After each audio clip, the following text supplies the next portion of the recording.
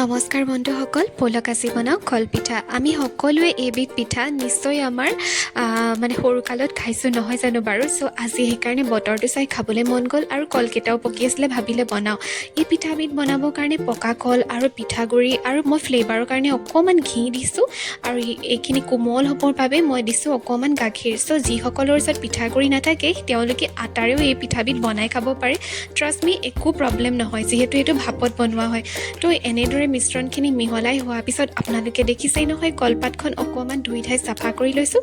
তাতে 1 চামুচ ঘিউ দিছোঁ যাতে আৰু অকণমান ফ্লেভাৰটো ধুনীয়াকৈ আহে ভাপত দিওঁতে। আৰু এনেকৈ মিশ্ৰণখিনি দিয়াৰ পিছত হাতেৰে এনেদৰে বহলাই দিছোঁ আৰু লাহে ধীৰে কলপাতখনত এনেকৈ কলপাতখন মেৰিয়াই দিছোঁ পিঠাখিনিৰ লগতে। এতিয়া ভাপত দিবলৈ হৈ গ'ল ৰেডি।